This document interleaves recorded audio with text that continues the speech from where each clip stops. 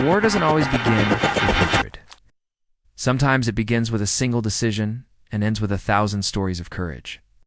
In 1993, the city of Mogadishu, Somalia, became the stage for one of the most intense modern battles ever fought. A mission meant to last just 1 hour turned into 18 hours of hell. Helicopters were shot down, soldiers were trapped, a brotherhood was tested. This is the true story behind Black Hawk Down, a mission of bravery, sacrifice, and survival against impossible odds. In the early 1990s, Somalia was a nation torn apart by famine and civil war. Warlords controlled the food supplies, starving innocent families. To restore order, the United Nations and the United States launched a humanitarian mission. But when diplomacy failed, the U.S. sent in Task Force Ranger League soldiers from the Army Rangers, the 4th, and the 160th SOAR Night Stalkers. Their goal was simple: capture Mohammed Farah Aidid's top lieutenants, the men fueling the chaos in Mogadishu. Go in fast, grab the targets, and get out. But the streets of Mogadishu had other plans.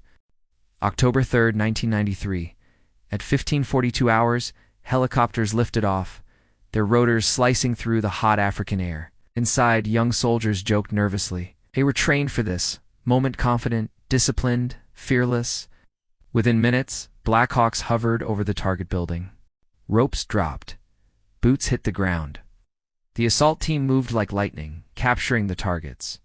The mission was going perfectly, but perfection doesn't last long in war. From the shadows, hundreds of Somali militiamen emerged. Gunfire erupted across the city, turning every alley into a trap. As the convoy prepared to leave, a flash lit the sky. A rocket-propelled grenade streaked upward and slammed into the tail of Super 6-1. Black Hawk down. Black Hawk down. The radio screamed the words that would define the battle. The helicopter spiraled out of control and crashed deep inside enemy territory. Dust, flames, chaos. The mission had changed. Rescue the crew at all costs. Another helicopter, Super 6-4, moved in to cover the rescue. Moments later, it too was hit. 2 helicopters down. Dozens of soldiers trapped. The streets had become a war zone. Rangers and Delta operators fought block by block. Bullets ricocheted off walls. Radio calls overlapped with screams. Civilians ran for cover as gunfire filled the city. Every soldier carried 200 pounds of gear, but what weighed most was the fear of leaving a brother behind. Sergeant Matt Eversman led his men through narrow streets, searching for the crash site. "Keep moving. We get our guys and we go home," he shouted. But the go-home part was slipping further away. Mogadishu had become a maze of smoke, blood, and courage. At the second crash site, to Delta Force snipers Master Sergeant Gary Gordon and Sergeant First Class Randy Shughart watched from above. They saw the survivors surrounded and outnumbered. They requested permission to land and defend them. Command denied. It was too dangerous. They asked again and again. Finally, permission was granted. The 2 men inserted with only their rifles and limited ammunition. For hours, they fought off hundreds of attackers, protecting the downed pilot, Michael Durant.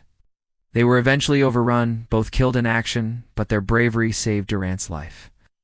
They became the first soldiers since Vietnam to receive the Medal of Honor. Heroes aren't those who live without fear. They're the ones who face fear and move forward anyway. As darkness fell, the city burned. Tracer fire painted red lines across the sky. Communication lines were breaking. Dozens of soldiers were wounded, trapped, or pinned down. Medics worked under fire, using shirts as bandages. Ammunition was running out. Water was gone. Still, they fought, because leaving meant abandoning their brothers. Helicopter pilots risked their lives to provide air support. Convoys tried to reach the crash sites but were blocked by barricades. Every minute felt like an hour. The soldiers held their ground through the dust, the smoke, the screams waiting for sunrise. At dawn, reinforcements from the U.S. 10th Mountain Division and Pakistani UN tanks finally broke through. The surviving soldiers, bloodied and exhausted, ran beside the armored vehicles toward the stadium's safety zone. That final stretch 1 mile through enemy fire became known as the Mogadishu Mile. No glory, no victory parade.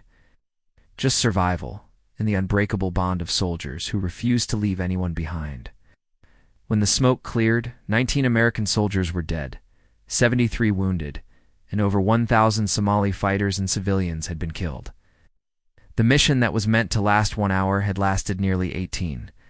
Mogadishu was scarred forever, and so were those who survived. But history would remember them, not for the mission's failings, but for the courage of the men who fought it. The Battle of Mogadishu changed how modern warfare is fought. It reshaped U.S. military tactics and urban combat strategy.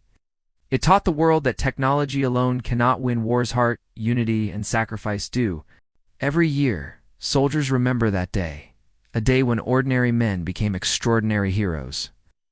War leaves scars, but stories like Black Hawk Down remind us what courage truly means. If this story moved you, please give this video a like and share your thoughts in the comments. And don't forget to subscribe to our channel for more real-life stories of human courage. Because these aren't just tales from the past, they're reminders of who we can be when everything's on the line. Thank you for watching.